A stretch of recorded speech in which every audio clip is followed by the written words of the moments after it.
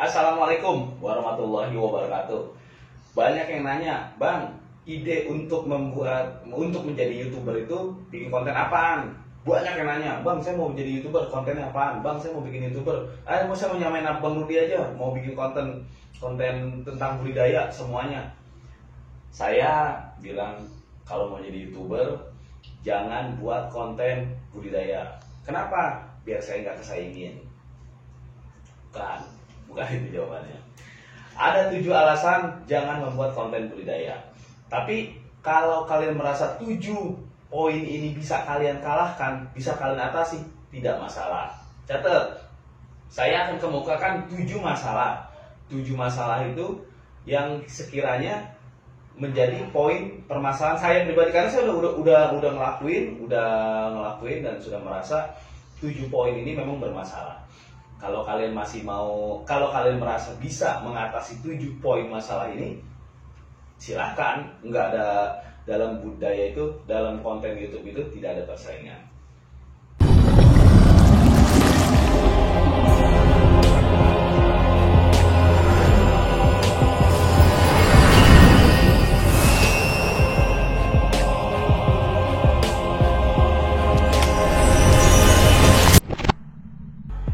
Yang pertama, segmented. Segmented itu artinya segmen. Jadi kalau kita mau membuat konten budidaya, contoh kita mau membuat konten budidaya bebek, berarti penonton dari YouTube kita itu sudah kita patok.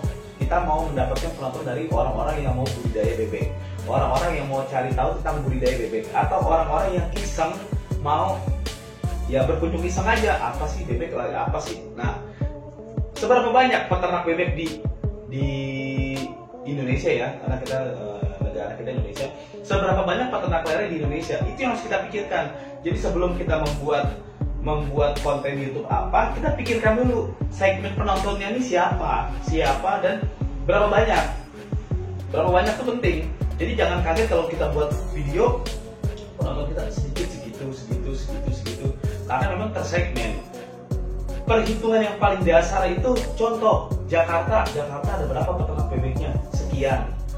Bogor berapa banyak? Oh, Bogor di desa ini ada 1-2 sekian. Belum Bekasi, belum semua kita ini sampai se-Indonesia. Berapa banyak orang yang ternak bebek? Gitu ya, segmen. Berarti penonton kita tuh ya segmennya seberapa. Ketika kita mau menentukan mau membuat konten YouTube apa, penontonnya sudah kita patokin. Oh, kalau penonton bebek sedikit, saya mau penonton yang banyak. Apa? Lele boleh. Lele terhitung banyak. Saya mengawali juga dari lele, karena lele itu orang yang pensiunan nih, usahanya lele. Orang yang mau belajar usaha, lele. Orang yang karyawan nih pengen usaha sampingan, banyak kan memilih lele, karena lele itu kalau membahas lelenya lagi terpanjang. Intinya nomor 1 adalah segmen. Tentukan dulu kalian mau budidaya apa, segmennya siapa, berapa banyak, tentukan di langkah pertama ini. Yang kedua ini terkotak-kotak. Ketika kalian melihat Detektif TV ya, karena saya bicara seperti ini pengalaman, bukan asal bicara, bukan asal ngomong. Terkotak-kotak artinya seperti ini. Ketika kalian sudah membuat konten tadi tuh, kalian membuat bebek, penontonnya mentok, oh cuman bohong nih, kenyataan deh, cuman 100.000 subscriber. Oh, kalian mau membuat apa lagi? Kalian buat budidaya lain, campur-campur gitu seperti Detektif TV. Dulu saya mengawali dari lele, mulai melangkah ke bebek, mulai melangkah lagi ke beberapa sampai ke puyuh, ke kambing, ke semua. Kenapa? Karena saya berpikir ya untuk lele memang segitu. Subscriber aktifnya, penonton aktifnya cuma segitu. Mungkin kalau kita lihat subscriber, omongan ini boleh kalian cek. YouTuber di YouTube itu kalian cek siapa subscriber yang tinggi maksudnya gitu. Untuk kayak tadi di segmen tadi di awal tadi kan kita ngomong bebek. Untuk bebek berapa banyak sih subscribernya? Berapa ratus ribu sih subscriber? Paling mentok-mentok berapa banyak? Di situ kalian bisa lihat. Oh, cuma segini aja. Channel ini dibuat kapan? Oh, dari tahun 2013 penontonnya subscriber cuma segini. Sekian tahun cuma segini. Ada lagi, ini YouTuber baru bikin tentang game, umpama nih tentang game baru setahun aja gila udah jutaan. Nah, itu segmen. Nah sekarang terkotak-kotak maksudnya gini, ketika tadi kita sudah mentok di satu budidaya bebek, kita buat lagi budidaya lain dengan harapan mendapatkan subscriber dari yang lain-lain ini, karena kan ada beberapa segmen dengan harapan seperti itu. Langkah itu boleh kalian lakukan, tapi tidak menjadi patokan. Kenapa? Ketika kita membuat tentang bebek, kita membuat lagi yang lain, berarti kita harus cari ilmu lagi di tempat lain, kecuali kalian sudah menguasai ilmunya, atau kalian bisa menjadi semacam investigasi, wawancara, itu mungkin seperti itu bisa. Intinya dengan terkotak-kotak seperti itu, dengan beberapa segmen seperti itu bisa menambah subscriber, bisa menambah penonton, tapi tidak menjadi patokan kita akan sukses. Terbukti, saya juga udah keliling tuh penonton bebek katak suike, saya bikin konten katak suike jauh-jauh ke Bandung, penontonnya nggak ada. Karena apa? Yang beternak bebek katak suike itu sedikit. Ketika kita mau membuat beberapa yang saya bilang kotak-kotak ini, ya silahkan kalian hunting, pastikan yang penontonnya banyak kalau mau sukses menjadi YouTuber. Yang ketiga itu AdSense-nya sedikit. AdSense itu artinya iklannya sedikit. Kenapa? Iklan tetap ada di semua video, tetap ada, tapi yang kita terima, mohon maaf nih, ini saya ngomong apa adanya. Saya jadi YouTuber seperti ini dengan subscriber 100.000 lebih, penontonnya videonya segitu banyak, berapa konten juga banyak, tentang budidaya juga banyak, tapi AdSense yang saya terima, maksudnya uang yang saya dapat, gaji yang saya dapat itu dari YouTube sangat tidak memadai. Teman dengan 100.000 subscriber, 100.000 di bawah saya kan 100 lebih ya, maksudnya udah ratusan lebih. Dia 100.000 subscriber aja, 90-an, 90.000, 100.000 sebulan itu dia bisa menerima sekitar 80 juta. Ada yang 80 juta, ada yang 100 juta lebih. Penonton satu konten yang 1 juta, satu videonya itu nonton jutaan.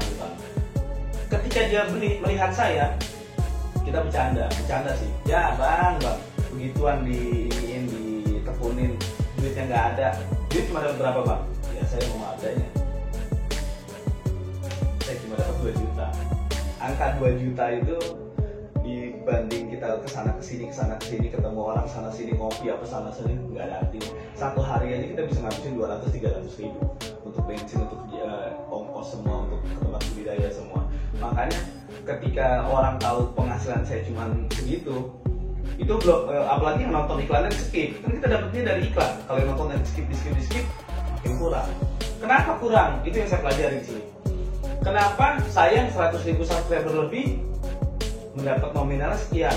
Kenapa yang subscriber di bawah saya tapi uangnya besar, maksudnya sampai ratusan juta? Jawabannya adalah seperti tadi di poin ke-1 dan poin kedua, segmented dan terkotak-kotak. Contoh, penonton katak suike, budidaya katak suike tidak akan menonton lele. Buat apa dia nonton lele? Saya posting lele, dia nggak akan nonton. Jadi yang nonton suike ya penonton suike aja. Penonton burung puyuh tidak akan menonton kambing. Jadi segmennya makin terkotak-kotak tuh. Yang tadinya kita berpikir, subscriber banyak percuma, catat. Subscriber banyak percuma kalau mereka tidak tertarik dengan videonya. Saya buat tentang budidaya bebek. Yang ikan nila nggak akan nonton. Oh, apa ikan nila nonton? Bahkan tuh di kolom komentar banyak banget tuh, bang, saya mampir ke sini, saya subscribe ke sini karena saya tertarik dengan kelinci. Tapi kenapa kelinci jarang di up bang katanya, jarang di ya kontennya jarang di up, jarang dinaikin videonya. Yang lain terus. Nah ini artinya apa? Artinya memang tersegmen, artinya memang terkotak-kotak. Akhirnya apa? AdSense kita segitu-gitu aja. Coba cek semua video saya. Semua video saya itu kalau saya upload baru, rata-rata penonton 1.000-2.000. Udah itu aja, 1.000-2.000 orang. Kenapa? Saya nggak kaget ketika saya update tentang ternak puyuh. Penontonnya 2.000 orang. Kaget nggak saya? Enggak. 2.000 orang itu udah termasuk hebat. Kenapa? Karena yang berternak burung puyuh di Indonesia belum tentu ada 2.000 orang. Jakarta, lagi-lagi di Jogja, di mana-mana, belum tentu ada 2000 orang yang peternak burung puyuh. Mungkin peternak burung puyuh se-Indonesia cuma ada 500 orang kalau dikumpulin. Mungkin ya. 250 orangnya itu penonton nyasar yang cuma pengen tahu apa sih. 250 lainnya itu yang sedang cari tahu, belajar atau pengen intip-intip. Akhirnya apa? Dan dapat 1000 penonton aja udah lumayan. Catat, dapat 1000 penonton aja udah lumayan. Burung puyuh, belum lagi katak suike, belum lagi nila yang orang harus punya kolam apa semua. Itulah yang membuat penonton di YouTube saya itu kalau saya lihat 1000-2000 orang itu udah alhamdulillah. Memang segitu aja segmennya. Kalaupun yang ada ratusan ribu penonton, ya puluhan ribu, ratusan ribu, itu biasanya konten yang inspiratif. Maksudnya ya macam-macam lah, kalau kita ngomongin itu kelamaan. Intinya itu poin nomor 3 itu aksennya sedikit, karena penontonnya itu menonton apa yang mereka suka. Nomor 4 ini wilayah. Jadi kalau kalian mau membuat konten budidaya sesuai judul video ini, jangan membuat konten budidaya. Kalau kalian memaksakan diri ingin membuat konten budidaya, kalian yang harus patokin itu wilayah. Setiap peternak itu wilayahnya beda-beda. Kalian harus datang ke sana untuk meliput. Ya transport, ongkos, seperti tadi saya bilang, transport, ongkos, semuanya itu. Saya juga ketika saya dikritik, bang, dengan penghasilan AdSense segini, dengan biaya pengeluaran abang segini-gini, apa nutup bang? Konsepnya beda, saya bilang. Kalau saya konsepnya itu berbagi tidak pernah rugi bila tidak pernah berbagi. Saya melakukan sesuatu dengan have fun aja, jadi senang-senang aja, fun aja. Saya bilang, saya berbagi itu saya senang-senang aja. Itu yang membuat saya bertahan di DTP TV dengan konsep budidaya usaha, bisnis dan usaha. Nah, tapi kalau kalian, saya punya nominal uang lumayan, saya untuk pergi ke tempat Cilacap untuk ternak kelinci, ke Solo untuk ternak kambing, ke pokoknya mencar gitu, mencar. Kalau kalian merasa kalian punya dana yang cukup ya nggak masalah. Tapi kalau kantong kalian kurang, kalian baru mau memulai menjadi YouTuber, wilayah itu karena kalian harus ke wilayah-wilayah tertentu untuk mendapatkan video untuk meliputnya. Pikirkan, kalau kalian punya solusi silahkan. 5. Rentan komen miring. Jadi komentar itu bukan komentar miring, rentan komen itu paling gampang dikomentarin. Mau komentar itu bertanya, mau komentar itu menyapa, mau komentar itu mendukung, atau komentar menjatuhkan, itu paling gampang kalau budidaya. Kenapa? Karena penontonnya beda-beda. Ketika kita membahas, saya umpama nih, saya 11 tahun usaha lele, saya hatam di lele, saya hafal begini-begini. Ketika saya membuat konten lain, entok umpama, saya membuat konten entok, belum menguasai, catat nih, belum menguasai, walaupun tahu lah sekilas kulitnya dasarnya tahu, tapi belum menguasai detailnya, penyakitnya, pileknya apa, semua ini, lumpuhnya semua. Akhirnya apa? Ketika hal seperti itu saya tidak kuasai, saya hanya dari narasumber. Kalau narasumbernya memberi saya omongan yang benar, kalau narasumber yang ngasih tahu omongan yang salah, akhirnya kan jadi pembohongan massal atau informasi tidak akurat, informasi salah. Di situ kita habis dibabat. Wah, dibabat. Video saya itu, mohon maaf nih, paling bagus sekali saya lihat kolom komentar. Yang miring banyak. Kalau nggak kuat jadi YouTuber gitu ya, kalau nggak kuat patah, disumpahin, digoblokin, di apa ya, kalau dekat gue ceburin ke kolomnya, Masya Allah. Kalau dekat diceburin ke kolomnya, padahal nomor telepon kita ada, WA aja, bang sini bang, ngopi bang, begitu saya datang ceburinnya ke kolomnya kan gampang. Kalau emang mau nyeburin, intinya gitu. Poin ini poin yang menurut saya penting. Jadi kalau kalian siap terjun ke dunia entertain, YouTuber ya, menjadi YouTuber, tahan kuping sama komentar. Padahal yang komentar itu kita nggak tahu apakah SD, anak SMP, anak SMA, pengangguran, atau siapapun, belum tentu orang kita nggak tahu nama kita siapa. Jadi ketika kita membuat kontennya salah sedikit aja, habis kita dibabat. Padahal kita cuma dari narasumber.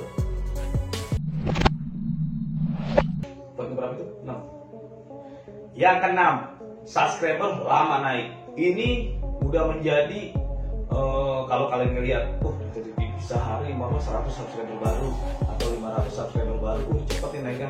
Padahal itu terhitung lama naik. Kenapa? Saya barengan sama teman-teman yang main konten game, naiknya tok 3.000, 4.000, 2.000, 3.000. Dan juga kadang-kadang mikir, ini dari mana subscriber habis ini banyak?